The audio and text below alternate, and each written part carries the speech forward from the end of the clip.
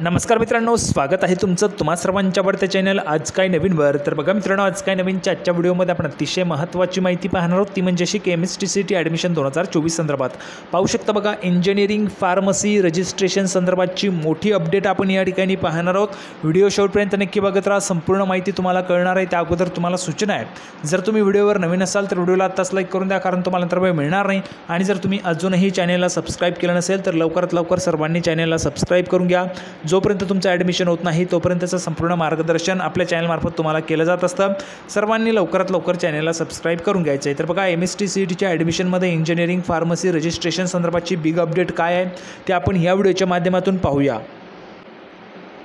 तर बघा मित्रांनो, संपूर्ण माहिती पाहण्यासाठी आपण या ठिकाणी आलेलो आहोत। पाहू शकता बघा, CETचे निकाल लागले, प्रवेश प्रक्रिया कधी असा प्रश्न या ठिकाणी विचारण्यात आलेला आहे। पुढारीमध्ये आलेली बातमी आहे। तर पाहू शकता बघा, जवळपास जर आपण पाहिलं तर CET सेलचे या ठिकाणी निकाल लागलेले आहेत, परंतु प्रवेश प्रक्रिया अजूनही सुरू झालेली नाही आहे। संपूर्ण माहिती काय बघा, महाराष्ट्र राज्य सामायिक प्रवेश परीक्षा कक्ष अर्थात CET सेलच्या वतीने घेण्यात येत असलेल्या व्यावसायिक अभ्यासक्रमांच्या वेगवेगळ्या 19 CETसाठी तब्बल 11,33,000 विद्यार्थ्यांनी हजेरी लावली। यापैकी 12 CETचे निकाल जाहीर झालेले आहेत, परंतु संबंधित CETचे निकाल लागलेले असून आणि जून महिना संपत आला तरी प्रवेश प्रक्रिया सुरू न झाल्याने पालक विद्यार्थी चिंताग्रस्त आहेत। तुम्ही देखील चिंताग्रस्त आहात का? जर तुम्हाला वाटत असेल की तुम्ही देखील चिंताग्रस्त आहात ॲडमिशन संदर्भात तर कमेंट बॉक्समध्ये सर्वांनी यस लिहून पाठवा। तुम्ही देखील CET दिलेली होती का? कमेंट बॉक्समध्ये यस लिहून पाठवा। संपूर्ण माहिती बघा, राज्यातील तब्बल 19 पैकी 12 CETचे निकाल जाहीर झालेले आहेत। या परीक्षांना बसलेला तब्बल 8 लाखांहून अधिक विद्यार्थ्यांचा निकाल जाहीर झाला आहे। आत्तापर्यंत विधी 3 वर्ष म्हणजेच लॉ 3 वर्ष, MSTCT BBA BBCA BMS nursing आदी अभ्यासक्रमांच्या CETचे निकाल जाहीर झालेले आहेत।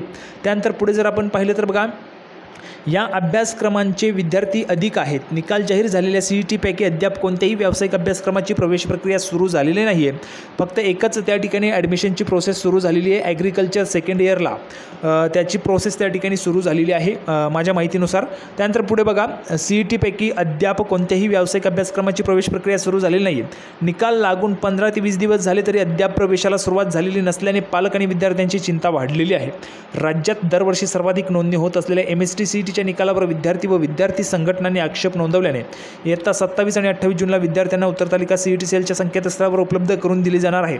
या उत्तरपत्रिकेवरील आक्षेपांची संख्या वाढल्यास या परीक्षेच्या माध्यमातून होत असलेल्या अभियांत्रिकी, औषध निर्माणशास्त्र आणि कृषी अभ्यासक्रमांच्या प्रवेशही लांबणीवर पडण्याची शक्यता आहे। बघा, तुमच्या ज्या काही प्रश्नपत्रिका आहेत त्या उपलब्ध झालेल्या आहेत। PCB ग्रुपच्या त्या ठिकाणी तुम्हाला 29 आणि 30 तारखेला पाहायला मिळणार आहे। PCM ग्रुपच्या 28 आणि 29 तारखेला पाहायला मिळणार होत्या। त्या संदर्भातचं मी तुम्हाला त्या ठिकाणी जी काही नोटीस आहे ती दाखवलेली होती। त्यानंतर पुढे बघा, तसेच BBA BCA BMS नंतर BBM या अभ्यासक्रमांच्या झालेल्या CET अनेक विद्यार्थी देऊ न शकलेल्या संबंधित अभ्यासक्रमाच्या प्रवेशासाठी पुरवणी CET घेण्यात येणार आहे। यामुळे या अभ्यासक्रमांचा प्रवेश लांबण्याची शक्यता आहे। ज्या CETचे निकाल लागले आहेत तसेच येत्या आठवड्याभरात ज्या CETचे निकाल लागणार आहेत त्यातील विद्यार्थी संख्या असलेल्या अभ्यासक्रमांची प्रवेश प्रक्रिया तातडीने सुरू करावी अशी मागणी पालकांनी केलेली आहे। यावर CET सेल नेमका काय निर्णय घेणार याकडे विद्यार्थ्यांसह पालकांचे देखील लक्ष लागलेले आहेत। त्यानंतर बघा, जर आपण पाहिलं तर CET व परीक्षा दिलेले विद्यार्थी आपल्याला या साईडला पाहायला मिळत आहेत। बघा, MSTCTमध्ये जर आपण या ठिकाणी पाहिलं परीक्षा दिलेले विद्यार्थी वगैरे वगैरे आपल्याला माहिती या ठिकाणी डिटेलमध्ये पाहायला मिळत आहे। तर अशा पद्धतीने संपूर्ण माहिती मित्रांनो होती ॲडमिशनच्या संदर्भात। जर आपण पाहिलं तर MSTCTच्या म्हणजेच तुम्हाला BE BTechला ॲडमिशन घ्यायचं असेल किंवा B फार्मला घ्यायचं असेल किंवा ॲग्रीला घ्यायचं असेल तरी देखील अजून तुमचे रजिस्ट्रेशन ठिकाणी सुरू झालेले नाही आहे। तर ते रजिस्ट्रेशन्स कधी सुरू होतील या संदर्भात विद्यार्थी आणि पालकांना त्या ठिकाणी चिंता मोठ्या प्रमाणामध्ये लागून राहिलेली आहे। तर त्या संदर्भाची अपडेट होती। अपेक्षा आहे तुम्हाला व्हिडिओ आवडलेला असेल। व्हिडिओ आवडला तर लाईक करा, जास्तीत जास्त शेअर करा आणि चॅनललाही सबस्क्राईब करून घ्या। जोपर्यंत ॲडमिशन होत नाही तोपर्यंतचं अपडेट तुम्हाला आपल्या चॅनलमार्फत दिलं जात असतं। तर आपण पुन्हा एकदा भेटूया पुढच्या व्हिडिओमध्ये अशाच पद्धतीची नवीन अपडेट घेऊन। तोपर्यंत धन्यवाद।